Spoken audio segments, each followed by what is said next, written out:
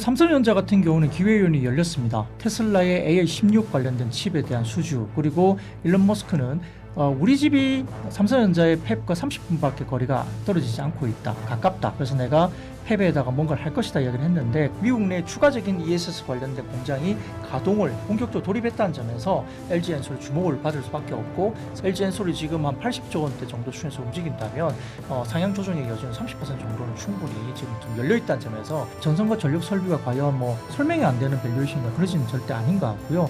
산일전기 특히 최근에 오피주가 상향 조정이 계속 이루어지면서 계속 계단식 상향이 되고 있는 상황이기 때문에 중소형주까지도 긍정적인 흐름들이 지속적으로 나올 가능성이 높다고 보고 있습니다. 안녕하십니까. 예민수의 경제토크 시작합니다. 오늘은 IBK투자증권 영업부 박근영 부장님이 오셨습니다. 어서 오십시오. 안녕하세요. 반도체 이야기, 삼성전자, 특별히 HBM을 중심으로 해서 얘기를 할 텐데요. 삼성전자가 엔비디아의 HBM 콜 테스트를 통과했다는 얘기가 그죠? 또 흘러나왔습니다. 그죠? 네. 근데 삼성전자는 기다 아니다 엔비디아도 말은 안 하네요. 그죠? 그렇게 한 걸로 추정하는 거죠, 지금. 삼성전자 파운드리 입장만 보더라도 최근에 계약은 테슬라, 네. 그다음에 애플 그렇죠. 이야기가 나왔지만 사실 그것도 비밀 유지 계약건이 있을 걸로 보이는데 참 참기 힘들어하는 일론 머스크가 그렇죠. 또 머스크가 먼저 말을 얘기된 불어내니까 거죠. 알고 있는 거고요. 엔비디아 건도 당연히 비밀 유지나 이런 것들이 진행이 될 텐데, 이제 우리가 삼성전자로 이야기하면 여의도에서 약간 우스갯소리로 콜치기 소년, 양치기 소년이 콜을 가지고 이렇게 너무 이제 됐다, 보니까 아니다, 됐다 아니다 이렇게 이야기되기 때문에 여의도에서는 약간 우스갯소리로 이제 콜치기 소년이라는 그런 농담을 하기도 합니다. 그래서 콜 테스트 통과에 대한 부분들이 워낙 좀 정확하게 명확하게 확인 작업이 잘 안 되고 있는 모습이 분명히 좀 답답한 모습이 있는데, 그런 이제 가능성에 대해서는 여전히 좀 높은 가능성을 여전히 보고 있는 것 같고요. 국내 리서치뿐만 아니라 해외 리서치 쪽에서도 이 가능성을 좀 더 높게 평가는 하고 있습니다. 네, 또 3나 3가 아니라 4라면 그죠? 의미가 있는 거죠, 그죠? 그렇습니다. 사실은 HBM3 이 12단에 대한 통과 여부는 조금 높은 확률로 외신 쪽에서도 이야기가 됐었기 때문에 이제 HBM3 12단에 대한 통과 가능성은 조금 더 열어두는 쪽으로 긍정적으로 좀 보는 것 같고요. 그러나 이제 HBM3 12단 문제도 지금 현재 중요하지만 결국 그게 콜 테스트가 통과되면서 이제 HBM4를 어떻게 지고 가느냐의 문제가 사실은 더 중요한 변곡점이 될 수 있고, 그 부분은 역시 SK 하이닉스도 영향을 미칠 수 있는 부분인데, 이번에 기사가 나온 HBM4 통과됐다 이 부분은 사실은 조금 단계가 있습니다. 기사에서 언급됐지만은 삼성전자가 제출한 샘플은 최종 샘플이 아닌 엔지니어링 샘플로 이야기되거든요. 이 엔지니어링 샘플은 실질적으로 수위를 포함한 품질 부분에서 긍정적인 평가를 받는 것은 맞긴 맞는데요. 이 품질 부분에 대한 부분은 엔지니어링 샘플이 넘어가면 마지막 샘플 부분이 진정한 샘플 제출은 CS라는 샘플이 또다시 하나의 관문이 더 있다고 합니다. 그래서 그거는 이제 진정한 대량 양산에 접어드는 샘플 통과인데, 그 부분은 아직 좀 남아있는 것이 아니냐 이런 이야기를 조심스럽게 하고 있어서, 물론 이 정도까지 갔다 해도 엔지니어링 샘플까지 뭔가 갔다 해도 긍정적인 요소가 될 수는 있습니다. 그래서 최종적인 샘플 테스트 관련된 부분은 일부 리서치 쪽을 본다면 올해 10월 11월 정도에도 나올 수 있다 말도 있고요.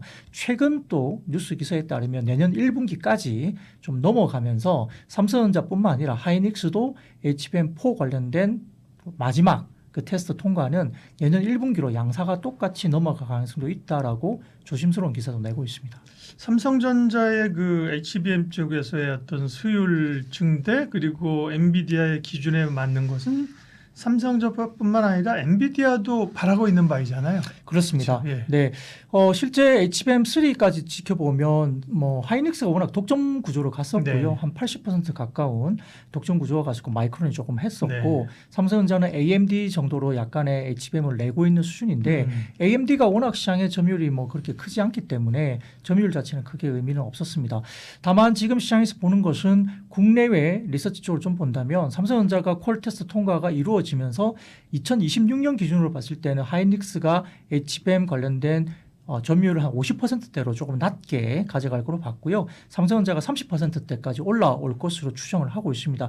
그 추정의 근간에는 역시 콜테스트 통과를 염두에 두고 있는 그런 추정치이기 때문에 결국 이렇게 다원화되면서 SK 하이닉스가 점유율이 좀 떨어지긴 하지만 물론 뭐 50%도 거의 과반 이상이기 때문에 독보적인 점유율을 갖고 있지만 기존의 독점력보다는 좀 떨어지는 구조이고요.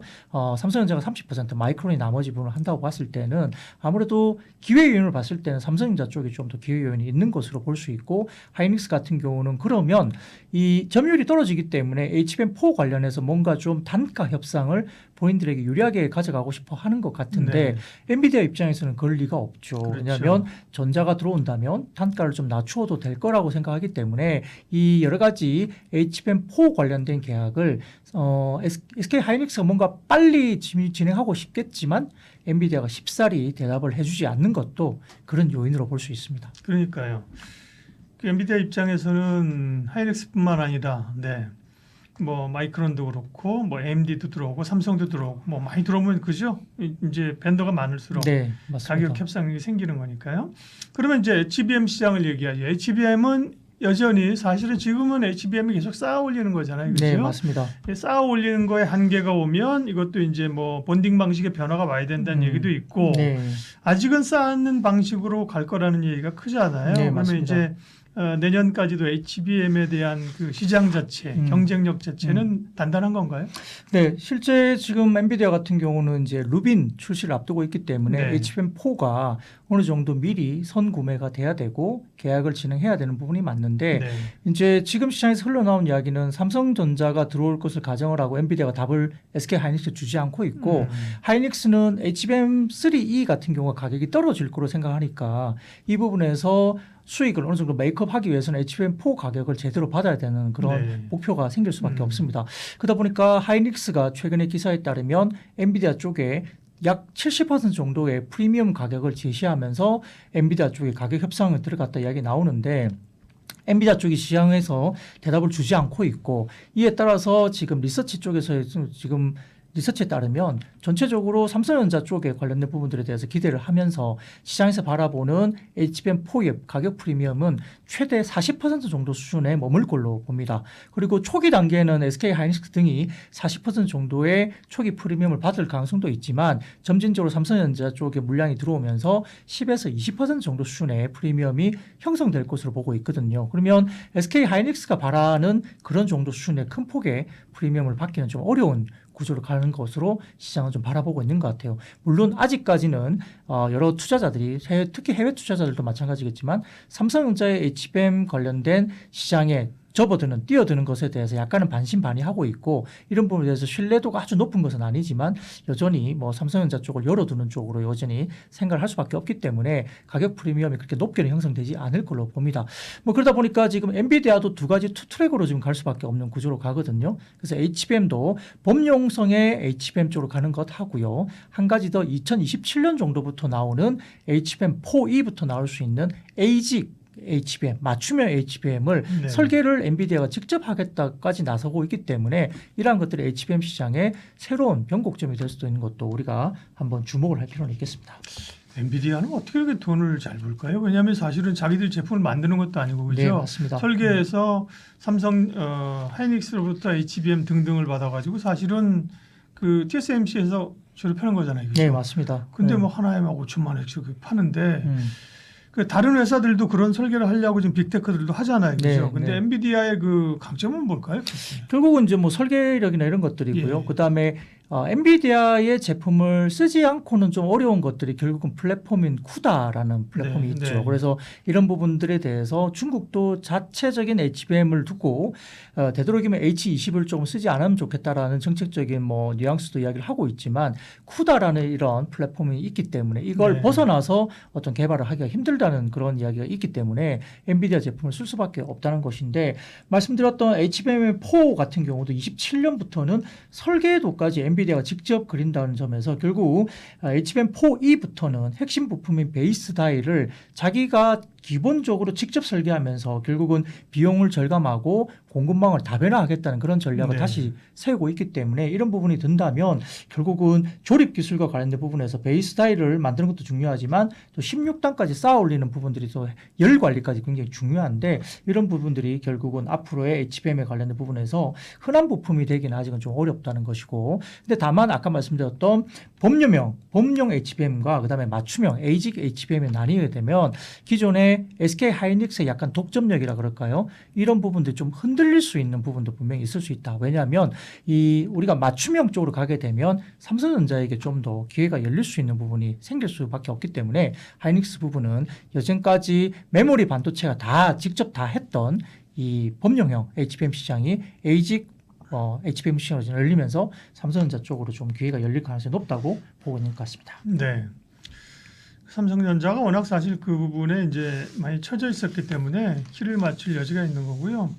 지금 얼마 전에도 이제 사실은 뭐 HBM 그 공급 과잉 뭐 가격 하락 얘기 외국계에서 왔는데 네. 내년 같은 경우도 이제 어쨌든 캐파는 늘어나고 수요는 늘어나지만 단가는 좀 떨어질 수밖에 없는 구조가 맞는 거죠. 네.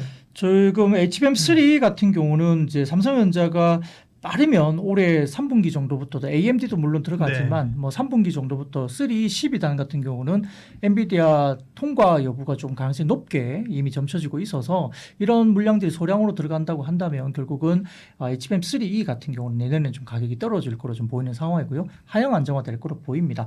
그래서 이제 HBM4를 어느 가격으로 잘 이제 집중될 것인가 보는 것이고 그러다 보니까 프리미엄이 어느 정도 형성될 것인가가 4 단계에서 굉장히 중요한 단계가 되는 것인데 이 부분이 시장에서는 어쨌든 말씀드렸듯이 더 커진 웨이퍼 다이라든지 I/O 관련된 원가 구조 이런 부분 상승 요인이 높기 때문에 아마 HBM3 대비해서는 HBM4가 약 40% 정도의 가격 프리미엄을 초기에는 받을 수 있다 보니까 이게 유지가 될 것인지 그리고 일부 IBS 보고 있는 삼성전자가 참전이 되면서 결국 초기에 40%의 프리미엄이 20%대로 HBM4도 좀 가격이 하향 조정될 수도 있다. 이 부분을 한번 생각을 해볼 필요가 있겠습니다.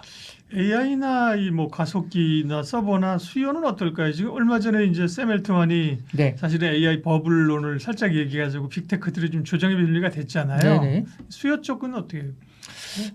샘 얼트만의 이야기를 잘 좀 곱씹어 볼 필요가 있는데요. 샘 얼트만의 전체적인 인터뷰 내용을 사실 봐야 됩니다. 제목만 놓고 보면 맞아요. AI 버블론이라고 들리긴 하겠지만 샘 얼트만의 이야기는 이거예요. 그러니까 최근에 AI 버블이 형성되는 것 같은데 아마 이것을 좀 염두에 두고 이야기를 하는 것이 아니냐 말이 나올 정도로 오픈 AI에서 회사를 그만둔 한 2-3명의 사람이 나가서 새로운 스타트업 회사를 만들었는데 네. 그 회사에다가 엄청난 밸류를 주고 펀드레이징이 됐다는 것이죠. 그래서 그걸 비꼬으면서 말을 한 것이 아니냐. 그래서 신생 부분에 대해서 AI 관련된 회사에다가 신생 회사에 높은 밸류를 주고 많은 돈들이 몰리는 것에 대해서 약간 좀 미쳐 있는 것 같고 버블이 좀 있는 거 아니냐. 그러니 그런 회사에 투자하는 것은 굉장히 좀 리스크가 있고 오히려 오픈 AI와 같은 명확하게 검증된 우리 회사에 대해서 투자를 하는 게 맞다라는 이야기를 하는 과정에서 AI 거품론 좀 미친 것 같다 이런 식의 이야기를 한 거고요. 그 과정에서 자기는 검증된 회사이기 때문에 우리 회사 오픈 AI 쪽에 투자를 하는 게 맞고 두 번째로 오픈 AI는 대규모의 과감한 투자를 여전히 진행하고 있고 할 것이고 그다음에 AI 시장에 대한 어떤 긍정적인 면은 상당히 중요한 뭐 기술적인 혁신을 이끌고 있기 때문에 이 방향은 그대로 갈 것이다라고 긍정적인 이야기도 많이 했거든요. 그러니까 이게 얘기를 그렇죠. 잘못한 거지. 예를 들면 뭐 요소 침뱉기지 없게 그게 아니라 시장이 워낙 커지니까 네네. 기업들이 막 생기고 있고 뭐 여기저기 하고 있는데 그죠? 네네. 그만큼 시장이 커지는 거다. 네. 예? 그리고 이제 거기서 그러나 이제 살아남는 자들이 있을 것이고 도태되는 자들이 있으니까 네. 그거를 시장이 이렇게 얘기해야 되는 거죠. 그렇죠? 그런 방식의 문제가 그러니까요. 있는데 네. 뭐 본인을 두각을 나타내기 위해서 뭐 다른 업체에 대해서 약간 비꼬는 네, 듯한 네. 느낌의 이야기를 주다 보니 시장에서는 그걸 탁 집어가지고 버블이다. 헤드라인으로 AI 버블론 이렇게 이야기를 하다 보니까 상당히 좀 어려운 국면이 잠깐 있었지만 사실 CSP라고 해가지고 가장 큰 빅테크들은 올해 2분기 실적단에서도 뭐 컨퍼런스 콜을 통해서 대부분 보면 캐펙스 투자가 더욱더 상향 조정되고 있습니다. 메타, 아마존 뭐 등등 포함해서 그죠? 그러니까 그런 회사들이 결국은 마이크로소프트와 마찬가지로 빅테크들이 이렇게 캐파 증설에 대한 부분들을 추가적인 상향 조정이 계속 이루어지고 있기 때문에 데이터 센터 관련된 투자는 여전히 상당히 상향 조정되고 있다는 점에서 AI랑 그다음에 HBM 시장은 여전히 수요는 견조할 가능성이 높고요. 네. 이런 것들이 한 1, 2년 정도는 충분히 갈 것이고 그와 더불어서 이제 뒷단에 나오는 것은 전력이라든지 이런 부분에 대한 부분들이 쇼티지가 날 수 있다는 두려움이 아직은 좀 있기 때문에 그와 연계해서 같이 전력이나 이런 것들도 같이 좀 고민을 해야 되는 것이 아닌가 싶습니다. 네. 그래서 결론을 내려야죠. 네. 어쨌든 오늘은 삼성전자, HBM 쪽 위주로 얘기했는데 국내 반도체 기업들에 대한 그러면 전략은요? 네, 결국 뭐 삼성전자 같은 경우는 기회위원이 열렸습니다. 파운드리 같은 경우는 테슬라의 AI16 관련된 칩에 대한 수주, 그리고 일론 머스크는 우리 집이 삼성전자의 팹과 30분밖에 거리가 떨어지지 않고 있다. 가깝다. 그래서 내가 팹에다가 뭔가를 할 것이다 이야기를 했는데 그게 결국은 파운드리의 수요를 잡는 효율성 작업을 일론 머스크가 조금은 어떤 관여를 하지 않겠느냐 그런 이야기가 나오는 것이고 그렇게 되면 파운드리의 수요의 향상에 대한 부분이 상당히 뭔가 변화가 있을 수 있다는 긍정적인 요인이 생길 수 있는 것이고 그렇게 되는 경우에는 일론 머스크는 지금의 이번 2, 3조 정도의 계약이 두세 배 정도 더 커질 수 있다라고까지 언급을 하면서 어떤 수요율 부분에 따라서 본인이 더 많은 추가적인 계약이나 오더를 할 수 있다는 이야기를 하는 것이거든요. 그러면 파운드리 쪽이 연간 한 6, 7조 원 정도의 적자를 내고 있는 사업 부분이 상당히 턴을 하는 것이고 더군다나 애플 관련된 CIS, 이미지 센서 부분도 소니가 독점하는 부분들을 파운드리가 결국 잡아내고 새로운 계약을 했다는 점도 파운드리의 턴어라운드를 좀 이야기할 수 있는 국면입니다. 그렇기 때문에 삼성전자는 그 다음에 퀄컴까지 수출 가능성 열려져 있는 상황에서 파운드리의 턴어라운드 되면서 그동안 파운드리의 대규모 적자 때문에 디스카운트 받았던 요인들이 좀 사라질 수 있는 요인이 있다. 이런 점이 있고요. HBM도 과거보다는 좀 더 높은 확률로 엔비디아 쪽에 진입할 수 있는 것에 대해서 사람들이 생각하고 있기 때문에 전자에 대한 부분들은 밸류가 PBR 1배 정도는 좀 싼 것이 아니라는 생각을 할 수밖에 없습니다. 다만 이제 삼성전자 같은 경우가 그렇게 가고 있다고 그래서 뭐 SK 하이닉스가 약간 조정을 받긴 받았지만 그럼에도 불구하고 최근에 한 24, 5만 원 정도 수준이면 PBR 1.5배 정도가 되거든요. 최근에 2배가 좀 넘었다가 좀 밀리긴 했지만 시장에서 바라보는 PBR 1.5배 정도이면 하이닉스가 가지고 있는 뭐 법정력을 봤을 때는 어느 정도 어떤 조정 구간은 어느 정도 마무리되는 것이 아니냐 보고 있기 때문에 역시 하이닉스와 삼성전자 공이 모두 긍정적인 요인을 가질 수 있다 이렇게 볼 수 있는 상황인데요. 다만 최근에 미국 정부가 인텔의 지분을 10% 가져가는 과정이 네. 인텔의 파운드리를 좀 키우기 위한 전략이 아니냐 바라봤을 때는 삼성전자가 좀 불편해질 수 있죠. 그 부분 때문에 최근에 하이닉스가 약간 반등이 나오는 구간에서 삼성전자 주가가 좀 주춤하는 그런 모습을 인텔의 소식에 의해서 약간 영향을 받고 있다 이렇게 보입니다. 그리고 삼성전자나 하이닉스나 대부분 다 캐펙스라든지 또 특히 삼성전자는 미국의 공장 관련된 증설 뭐 이런 어떤 장비 반입에 대한 이슈가 있기 때문에 삼성전자 밸류체인과 관련된 종목들이 있죠. 뭐 유진테크라든지 원익 IPS 이런 종목들 관련해서 이오테크 이런 종목들이 사실은 각광을 좀 받을 수 있는 반도체 소부장 우선적으로 반도체 삼성전자 밸류체인의 소부장을 좀 보실 필요도 같이 지켜봐야 될 것 같습니다. 2차 전지가 꽤 바닥에 선 거죠. 네. 네, 많이 올라와서 이제 추세 전환인가? 그건 아닌가? 이런 얘기를 하는 건데요. 일단 뭐 2차 전지가 올라올 수 있는 그 실질적인 이유가 몇 가지 있었는데 중국에서 일단 구조조정한다는 얘기가 가장 첫 번째로 컸습니다. 네, 뭐 최근에 석유화학 관련주도 네. 구조조정 이야기가 나오면서 네. 꽤 올랐지만 철강도 그 그렇고. 전부터 이제 2차 전지의 구조조정 이야기가 나왔죠. 뭐 셀업체나 이런 것들도 마찬가지겠지만 리튬에 대한 전광 이 구조조정이 나오면서 네. 사실 바닥론에 힘을 좀 실어준 상황인데요. 지금 뭐 8월 셋째 주까지 정도 보면 8월 셋째 주 한 주간 놓고 보면 주요 뭐 양극재 기업 주가는 좀 3주 차에 좀 빠지긴 했습니다만 광물별 가격 증감률을 보면 8월 셋째 주 기준으로 본다면 전주 대비 리튬은 6.9% 또다시 올랐고요. 니켈이 뭐 1.5% 조금 조정을 받았지만 어찌됐건 지금 LiPF6라든지 이런 쪽도 4.2% 오르면서 리튬 가격의 상승분이 여전히 증감이 나타나고 있습니다. 그래서 아마 전분기 대비로도 본다면 8월 셋째 주 기준만 놓고 보더라도 리튬이 전분기 대비로도 10.2% 급등을 했고요. 그 외에도 뭐 알루미늄이나 구리 이런 것들도 가격이 올라가고 있기 때문에 결국 제일 중요한 것은 뭐 구조조정이 나오면서 원재료가 올라가고 그렇게 되면 셀 가격에 반영이 될 수 있다. 이런 것들이 실적에 대한 부분들을 동의를 좀 이끄는 거고 네. 뭐 어떤 이유에선 간에 2분기에 양극재 업체들도 대부분 좀 실적이 시장의 가이던스부터 굉장히 좋았습니다. 물론 에코프로 그룹 같은 경우는 시장에서 굉장히 좀 좋게 나오긴 했지만 일부 조금은 좀 뭐랄까 본업의 영업 활동이 아닌 부분에서 조금 좋아졌다는 부분도 반영이 됐지만 그럼에도 불구하고 2분기 실적이 가이던스 대비 좋게 나오면서 흑자 전환한 모습들이 나오기 시작했고요. 이런 부분들이 리튬 가격의 구조조정 및 가격의 급등세 이 부분에 타서 2차 전지에 대한 부분들 종목들이 일부 조금은 급반등이 나오고 있다 이렇게 분석이 될 수 있습니다. 네.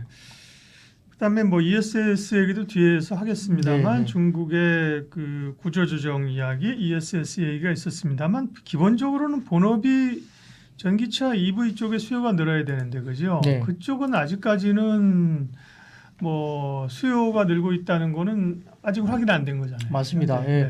실제 지금 유럽 시장이나 미국 시장도 보면은 유럽 시장이 사실 아직까지 전기차에 대한 확장성은 보이고 있는 시장으로 네. 볼 수 있는데 유럽 쪽에서의 이 확장성은 사실은 중국 업체들 그렇죠. 특히 이제 저가형 모델들이 약진을 하면서 상당히 많이 성장을 아직은 하고 있고 중국 시장 같은 경우는 잘 아시겠지만 시장이 좀 어느 정도 포화 상태로 올라왔죠. 그러니까 전기차 보급률이 굉장히 많이 올라왔기 때문에 내수 시장에서 많이 판다기보다는 오히려 해외 수출 쪽으로 눈을 돌리기 시작하고 있는데 물론 내부적으로도 구조조정이 꽤 이루어지면서 그것도 긍정적이기도 하지만 수출 시장에서 중국 업체들의 약진이 두드러지고 특히 유럽 시장에서 말씀드렸던 저가형 전기차 모델들이 약진하면서 유럽 시장의 성장을 이끌었습니다. 네. 그러다 보니까 저가형이 이제 많이 팔리다 보면 이제 양극재 업체들이 약간 좀 불리할 수밖에 없기 때문에 한국 업체들이 지금 최근에 보고 있으면 글로벌 지금 셀 업체들 관련된 점유율을 보면 국내 3사의 통합 합산 점유율이 계속 빠지고 있는 모습이고 중국 업체들이 이제 점유율이 좀 올라오는 모습이거든요. 물론 전년 대비로도 보면은 성장률은 조금 나오긴 합니다만 전체적인 시장이 커지는 파이에서 성장률이 중국 업체들보다 조금 처지고 있는 모습이 보이고 있기 때문에 이 부분이 결국은 점유율이 좀 전체적으로 네. 합산이 빠지고 있는 모습이 나오고 있고요. 미국 같은 경우는 이제 보조금 폐지를 앞두고 있기 때문에 네. 전체적인 시장에서도 조금은 수요가 선수요가 좀 들어왔기 때문에 약간의 팔리는 부분이 있겠지만 그 이제 구조적인 건 아니잖아요. 그렇죠. 그죠? 구조적인 건 예. 아니고 선수요이기 때문에 그러니까, 그리고 두 번째로는 우리가 가장 이렇게 점유를 하면서 좀 눈여겨보고 있는 테슬라의 미국 시장 내에서의 판매도 상당히 좀 부진한 상황이죠. 네. 상대적으로 많이 팔지 못하던 다른 업체들 GM이라든지 다른 업체들이 또 미국에서 올라오고 있기 때문에 테슬라가 거기에서 수요 부진을 겪고 있는 상황입니다. 그래서 그런 것들이 합쳐지면서 국내 업체들에게는 약간의 조금 부정적인 상황이 계속 이어진다는 점에서 전방 산업의 수요단이 그렇게 좋은 것은 사실 아직은 아니다라고 평가를 할 수 있겠습니다. 네. 테슬라는 뭐 미국에서도 안 좋고 중국에서도 어렵고 그렇죠. 네. 사실은 테슬라도 좀 사면초가입니다. 2차 전지 이야기로 돌아오면 셀 업체들을 보면 셀 업체들은 2분기 실적도 그래도 좀 의미 있게 돌아서고 그런 것들이 국내 업체들이 결국은 이제 지금은 이제 ESS에서 조금 네, 맞습니다. 숨통이 트이는 거죠. 네, 맞습니다. 네. 아까 말씀드렸던 전기차 수요 전방 산업이 국내 업체에 그렇게 썩 좋은 환경은 아니기 그렇죠. 때문에 예. 그 부분에 포커스를 두고 가기는 좀 어렵고요. 다만 초두에 말씀드렸던 리튬 가격의 중국의 구조조정으로 인한 리튬 가격의 급반등이 결국은 가격에 전가될 것을 보기 때문에 네. 이 부분들이 결국은 뭔가 시장에서 숫자를 좀 턴어라운드 시킬 것이라는 기대감이 반영되면서 주가들이 좋은 상황인데 기본적으로 우리가 전기차 수요가 조금 국내 업체에게 좀 불리한 환경이라는 점에서 이런 전방 산업의 기본적인 수요보다는 ESS 관련된 사업에서 상당히 두드러지게 성과를 나타내고 있고 이와 관련된 업체 중심으로 지금은 우리 시장에서 봐야 된다 생각이 듭니다. 사실은 SK온 같은 경우도 뭐 미국의 조지아 단독 공장에 12개 제조 라인 가운데 2개를 LFP ESS 배터리 라인으로 배정을 하고 있고요. SK온과 포드의 합작사인 블루오발 같은 경우도 블루오발 SK가 결국은 연산 37기가와트 정도의 켄터키 1공장 가동을 또 개시했기 때문에 그런 부분들 국내 업체 중심으로 ESS 관련된 중심으로 키워드가 집중되고 있는 것이 사실입니다. 네.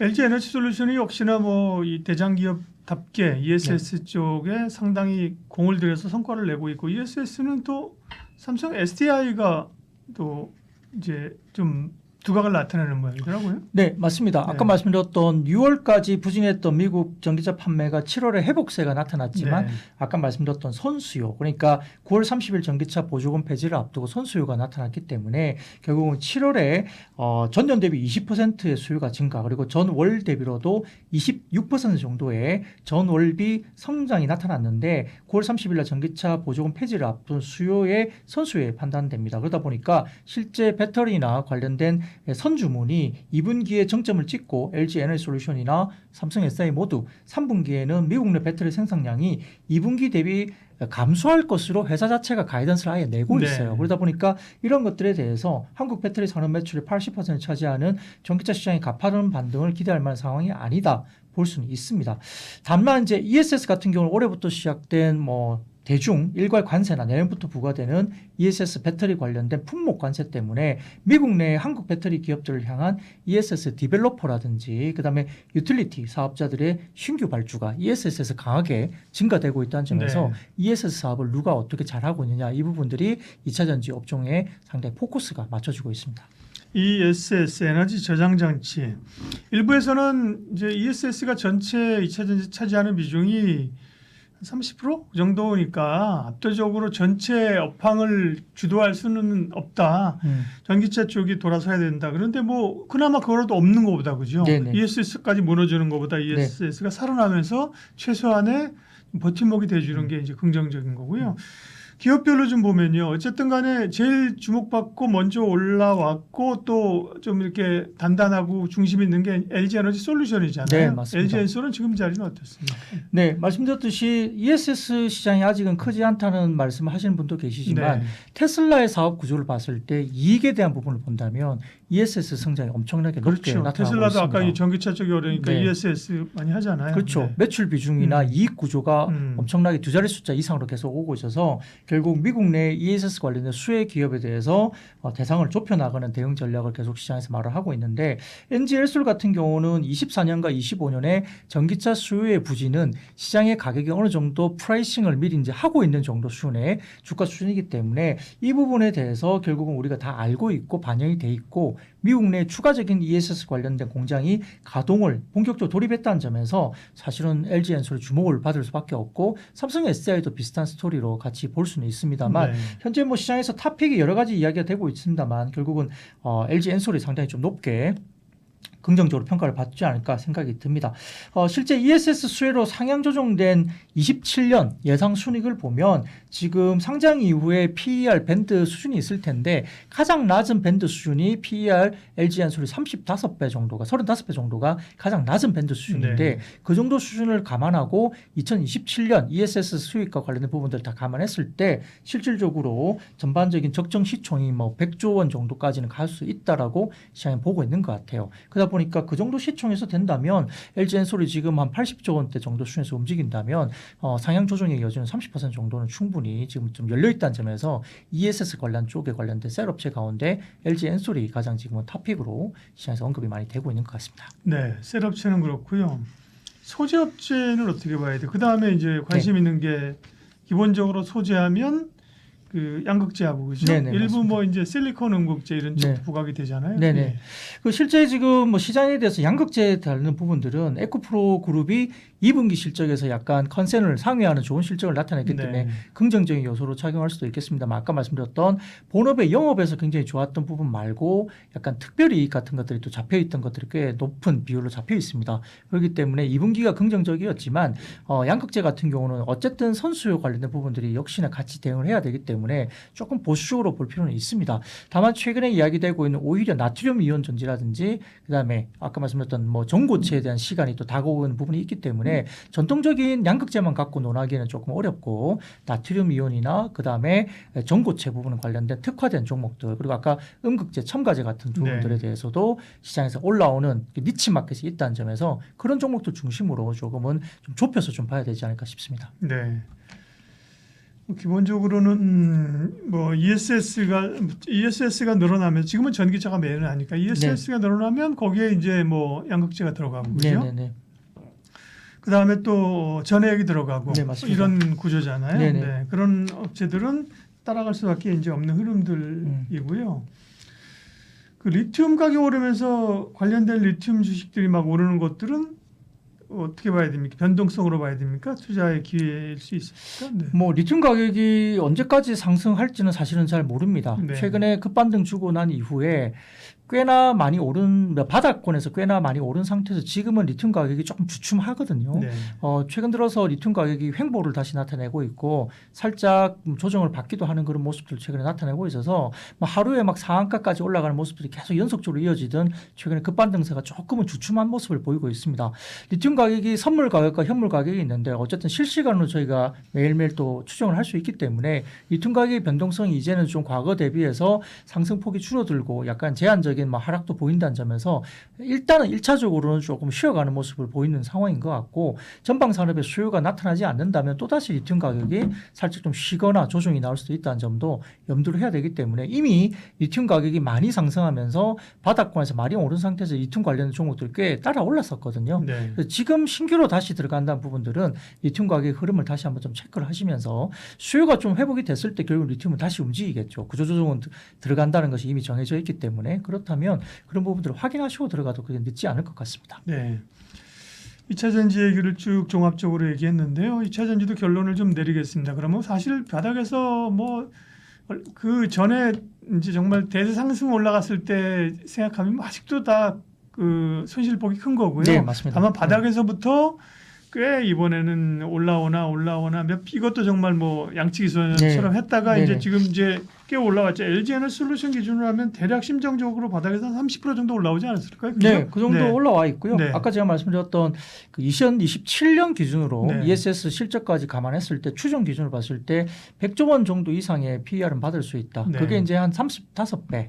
이 정도 되거든요. 근데 과거에는 더욱 높은 밸류를 받았는데 지금은 그것보다 더 높은 밸류를 주기에는 좀 그렇죠. 굉장히 좀 그런 시장 네, 환경은 네. 아닌 것 같다. 예. 그러면 아주 보수적으로 보더라도 PER 35배 정도 주게 되면 적정 밸류가 한 100조 원 정도 이상은 지금 밸류가 나올 수 있다 봤을 때 네. 좀 LG엔솔이 최근에 좀 오르긴 했지만 밸류에이션은 80조 정도 수준에서 머물고 있기 때문에 아직까지는 상승에 대한 여력은 좀 더 남아있다 볼 수도 있겠습니다. 그래서 3분기 정도까지 보고 3분기 실적 발표가 되는 4분기 중순 그 정도까지는 아마 기대감 속에 2차 전지가 좀 더 긍정적인 흐름을 갈 가능성이 높고요. 3분기의 연속성, 숫자의 연속성이 2분기 대비해서도 좀 더 연속적으로 갈 수 있느냐 부분이 좀 확인돼야 되고 아무래도 이제 9월 30일 날 그 일반적인 수요 관련된 부분들이 이제 보조금이 폐지가 되는 경우에 수요가 얼마나 또 감소가 될지 이 부분이 또 리스크가 있기 때문에 이 부분도 좀 체크를 하셔야 될 것 같습니다. 네. LG 에너지 솔루션을 중심으로 얘기를 했습니다. 그러면 2차 전지는 지금은 올라온 상황이지만 본격적인 상승으로 비중을 여기서 추가적으로 실는 것은 아니고 뭔가 네. 조금 확인해 가면서 일부 종목별 트레이딩 이 정도가 맞습니까? 네, 지금 3분기 실적 발표 전까지는 트레이딩 네. 바이 정도는 충분히 가능할 것 같고 예. LG 엔솔 등을 포함해서 제가 말씀드렸지만 여기에서 상승 여력은 여전히 있다라고 긍정적으로 볼 수 있습니다.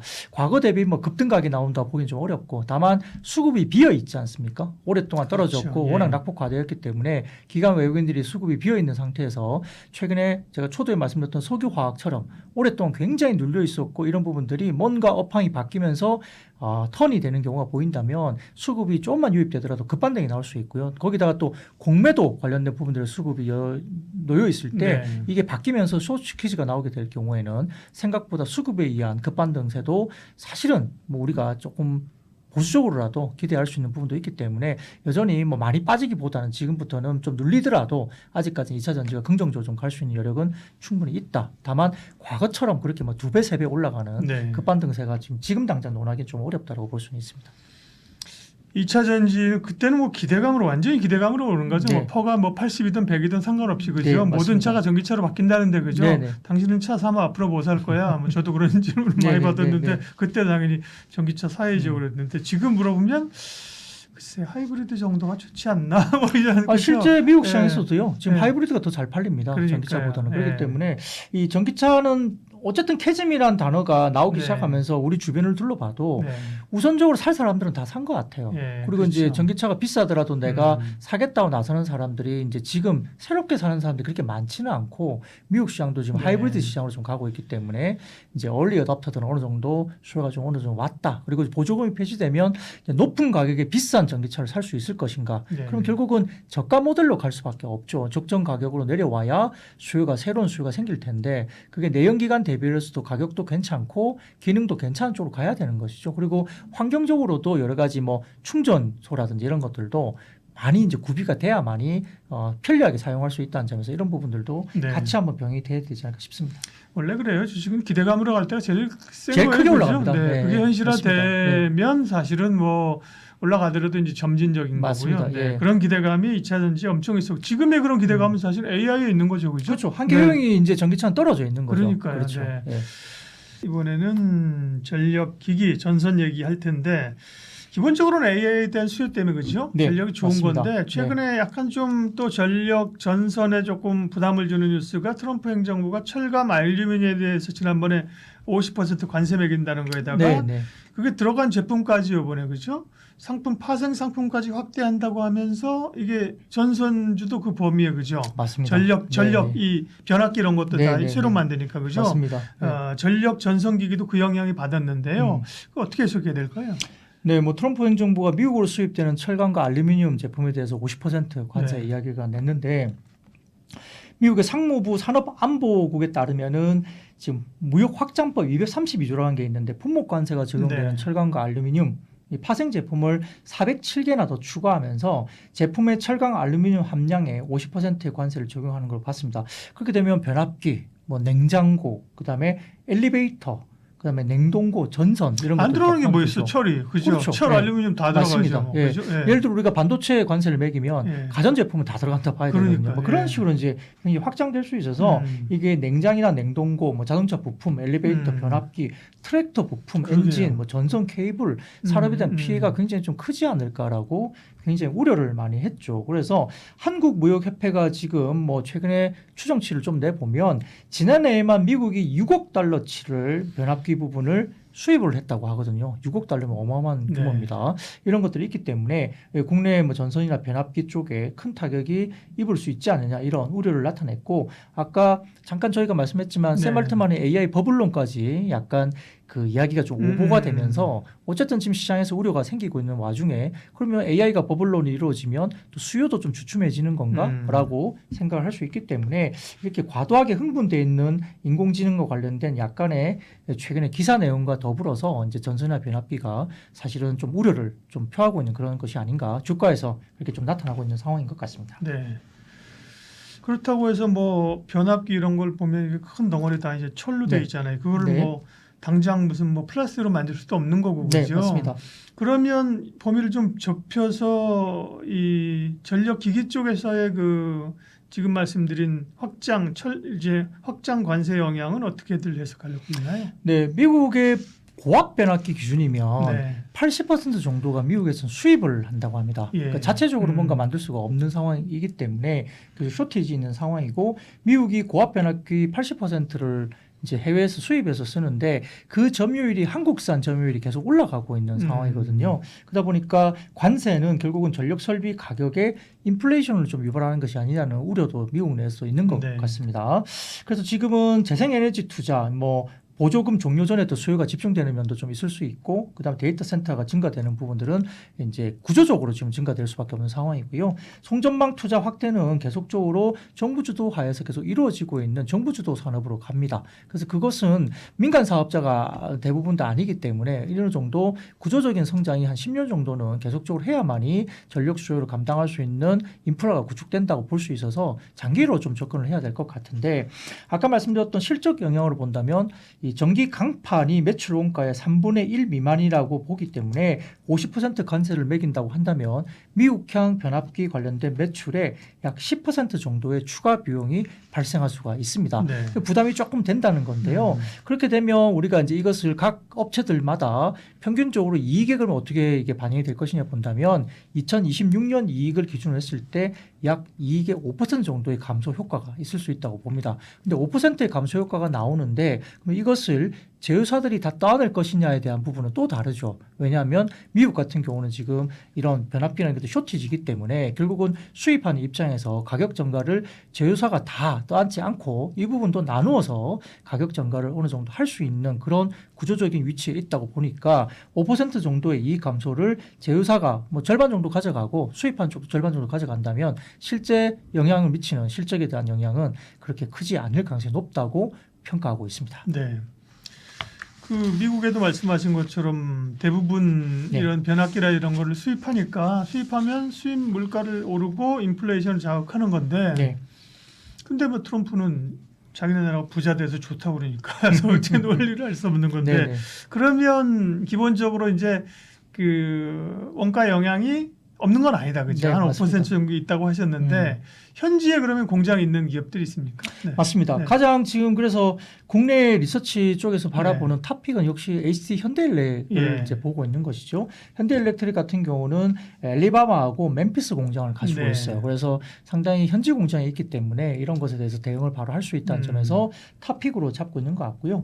효성중공업도 이제 미국에 법인이 있습니다. 그래서 현지 생산을 HT 현대일렉트릭과 그다음에 효성중공업이 현지 생산으로 대응을 하면서 타격이 굉장히 좀 적을 것이다, 제한적일 네. 것이다. 직접적인 타격은 굉장히 좀 제한적이지 않느냐. 그래서 긍정적으로 보는 것 같고요. 다만 이제 철심이나 적층 코어 관련된 좀 부품단에서 약간의 영향은 있을 수 있다고 보고 있는데 일본 부품 수입 관련해서는 그렇게 크지 않기 때문에 이 부분은 타격을 그렇게 줄 만한 정도는 아니라고 보는 것 같아요. 그래서 시장은 HT 현대일렉트릭을 그래서 굉장히 긍정적으로 바라보는 리포트들이 많이 제출되고 있습니다. 이제 관세 효과는 당장 뭐 조금 나타날 수 있겠지만은 25년, 26년 정도로 집중이 일단 단기적으로 초기에 관세 효과가 조금 더 이 부분을 영향을 미칠 수 있겠지만 아까 말씀드렸던 중장기적으로 결국은 이 부분 가격 전가를 제조업체들이 할 것이고 이 부분 때문에 27년 정도부터는 역시 신규 수주 가격, 그러니까 미리 수주해 놓은 가격에 대해서는 단가가 올라가기 때문에 약간의 스크래치가 일부 좀 나겠지만은 27년부터는 다시 단가 계약을 다시 하거든요. 그러니까 신규 수주 반영부터는 27년 정도부터는 점진적으로 가격을 올리면서 전가를 하면서 어떤 실적 부분이 정상화된다고 봤을 때는 실질적으로 그렇게 뭐 가격에 대한 타격을 받고 주가가 많이 빠져야 될 동의는 아니다라고 볼 수 있는 상황인 것 같습니다. 네. 기본적으로 이것도 우리가 AI 얘기한 것처럼 반도체 얘기하면서 AI 수요 얘기했는데 네. 이것도 AI나 전력에 대한 수요가 많으면 그죠? 가격 인상들을 다 반영할 수 있을 거고 네. 그죠? 네. 공급은 그다른데 수요가 줄거나 정체되게 되면 이제 사실은 또 업체 입장에서는 부담스러운 거잖아요. 맞습니다. 수급 동향은 어떤데요?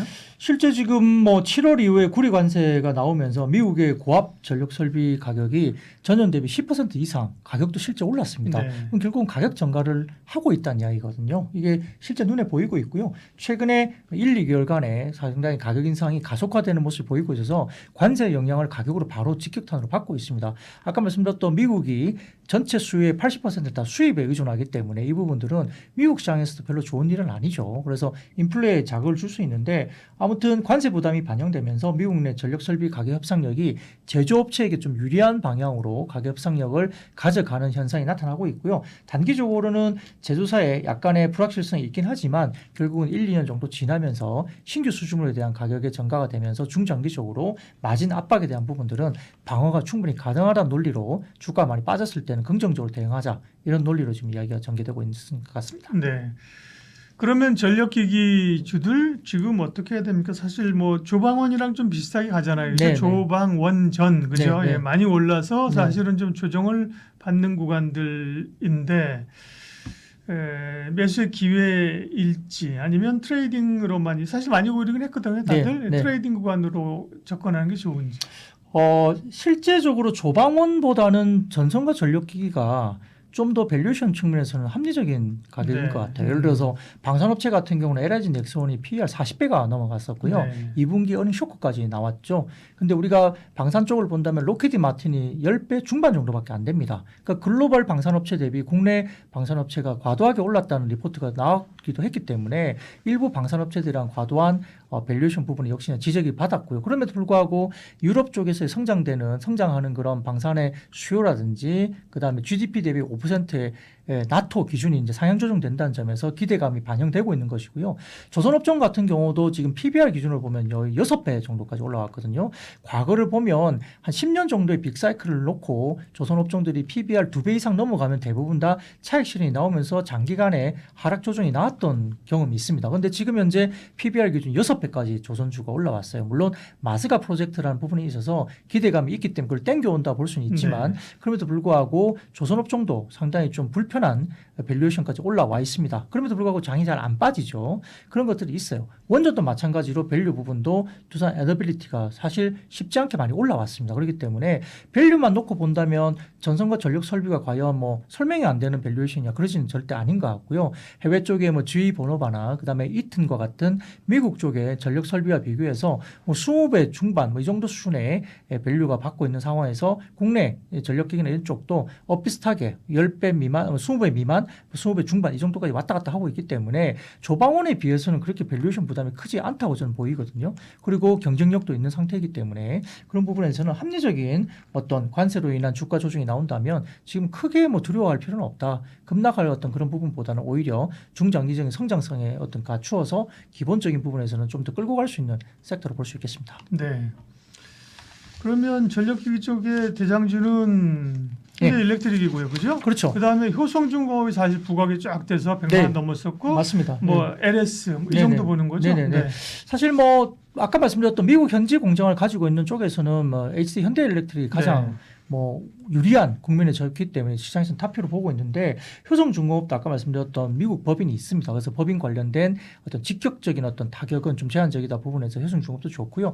LS 일렉트릭은 워낙 LS 그룹 자체가 전선과 변압기 쪽에 특화되어 있는 부분입니다. 예를 들어서 뭐 헤이저 케이블이라든지 이런 것들이 LS 그룹 전체적으로 어떤 그런 쪽에 상당히 특화된 기업이기 때문에 주 LS와 더불어서 LS 그룹 전체적으로 상당히 좋은 분위기가 같이 따라가지 않을까 생각이 듭니다. 다만 이제 밸류에이션 부분에서는 시장에서는 아직까지 HD 현대일렉트릭을 좀 더 높게 평가를 하고 있기 때문에 그 부분들이 탑픽으로 잡히고 있다는 점. 다만 다른 종목들 예를 들어 중소형주 가운데서도 뭐 산일전기라든지 일진전기 이런 종목들도 실제 상당히 좋게 나오는 부분이라 뭐 산일전기 특히 최근에 목표주가 상향 조정이 계속 이루어지면서 계속 계단식 상향이 되고 있는 상황이기 때문에 중소형주까지도 긍정적인 흐름들이 지속적으로 나올 가능성이 높다고 보고 있습니다. 네. 전력기기야 뭐 기본적으로 실적의 안정성이 있기 때문에 괜찮고요. 마지막 질문으로 전선 관련주 같은 경우는 조금 또 좀 애매합니다. 뭐 탄력 있게 가는 것 같다가도 보면은 변동성도 좀 있고요. 그렇죠? 네. 아무래도 이제 큰 종목 중심으로 좀 수급이 쏠리는 부분도 있는 것 같아요. 뭐 개별 종목 중심의 시장이 또 아니었고 현재까지는 대형주 중심으로 충분히 끌고 가도 과거에는 대형주가 별로 이제 무거워서 못 간다는 시장이었지만 최근에 보면 오히려 큰 대형주가 시세를 뿜어내는 그런 시장이 되고 있죠. 그러다 보니까 아무래도 현대일렉트릭 같은 탑픽이 있으면 거기에 자금들이 더 쏠리기도 하고 또 거기에 따라서 순환매가 키 맞추기가 되면서 효성중공업이나 LS일렉트릭도 같이 따라가는 모습이 역시 나타났습니다. 그런 것들이 있는데 이제 금리 인하기로 접어들면 결국은 이제 개별 종목장이 좀 될 수 있지 않느냐. 미국 시장에서도 일부 글로벌 IB들이 금리 인하 시기로 본격적으로 접어들면서 이제는 밈 주식을 사라.